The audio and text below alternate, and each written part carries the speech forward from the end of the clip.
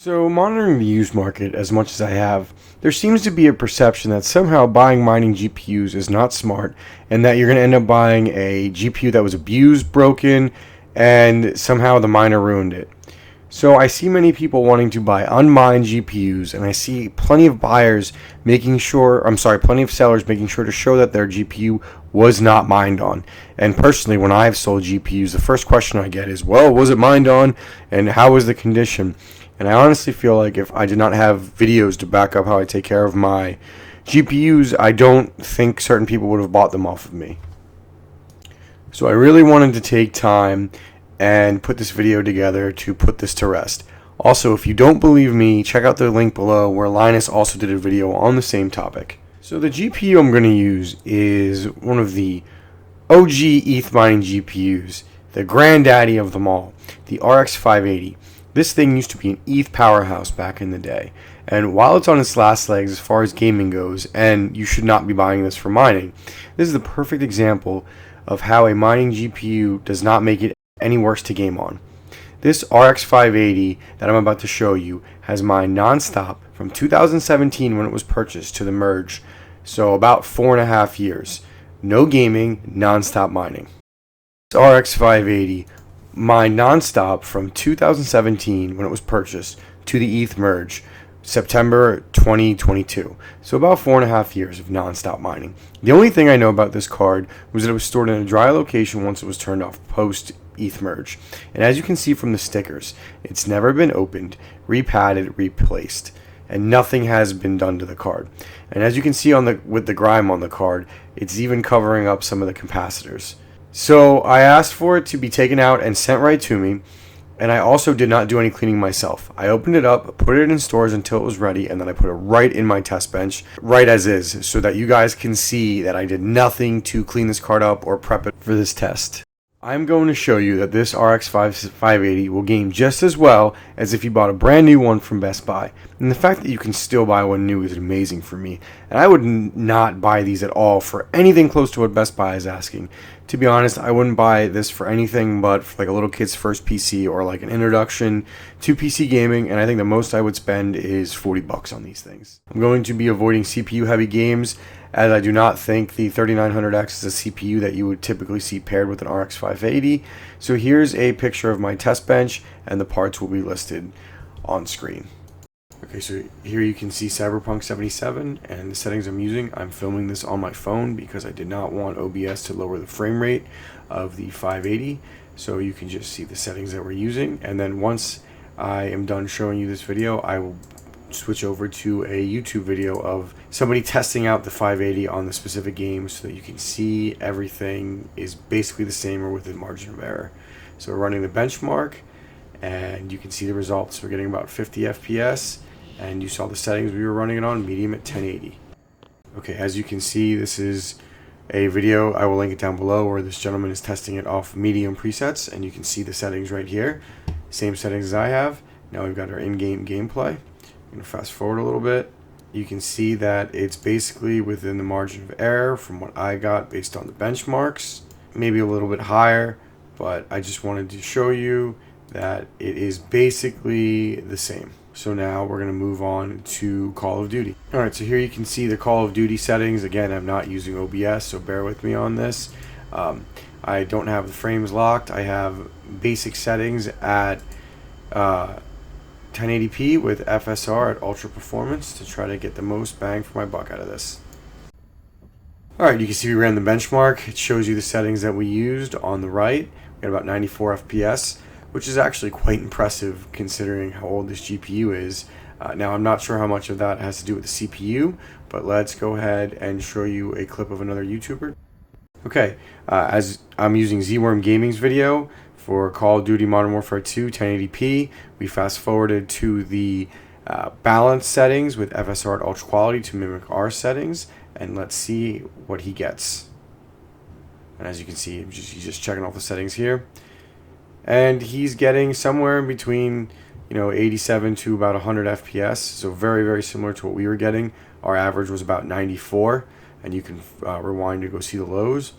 And as you can see, our GPU is basically mimicking his blow for blow. It might even be a little bit faster, but I take the difference into account as just the difference of silicon lottery, and all GPUs are not made the same.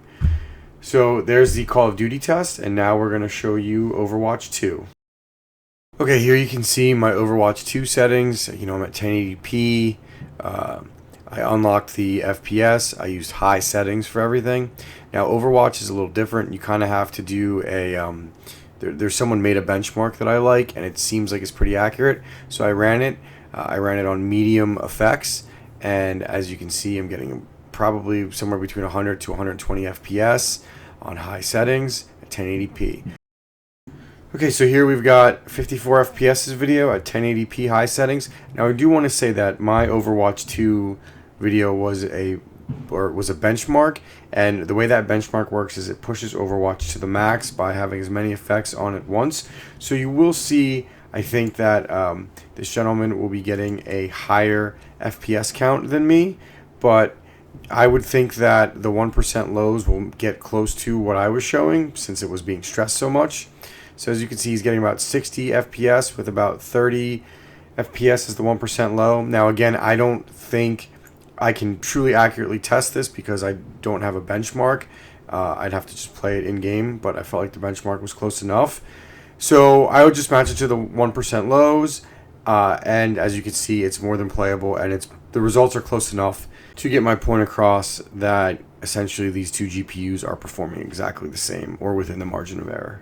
As you can see, based on the testing I just did and the videos that I used as reference will be linked down in the comments below, a GPU that's been used for heavy mining and a GPU that has not been used for mining basically perform the same. So let me now dispel some common misconceptions about how mining ruins GPUs. The fact that they're on 24/7. Well, first off, and an easy YouTube search will show you that the most wear and tear done on electronics, especially parts like a GPU, is when they ramp up and when they ramp down from heavy usage. A mining GPU does not ramp up or ramp down at all. It basically is in use 24/7, 365, and it's not ramping up or ramping down because it's just being used at the same usage. And to add to that, the majority of mining GPUs are undervolted, so they actually consume less power and they put less stress on the GPU than when they be used for gaming. The next one is that miners take horrible care of their GPUs. Honestly, this doesn't make sense, and you could just discount this. I would argue that anyone can take good or bad care of their GPUs. For every mining farm that looks like a rat's nest and terrible where their GPUs are strewn around, you will find other mining farms with GPU miners who take meticulous care of their GPUs. They clean them and repaste them once every few months, and I would argue that most gamers don't do that, and that's also a generalization. So you should just discount anything like that. If you're going to buy a GPU off someone, you should be asking them what kind of care they took of their GPU and how it was stored, etc., etc., etc.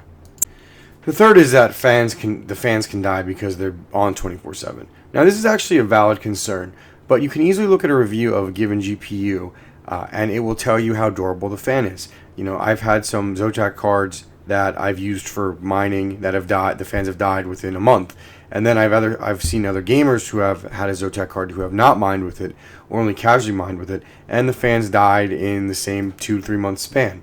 And I've seen other cards like the 580 that have just been testing that has been on for 5 years and nothing changed and the fans work just fine.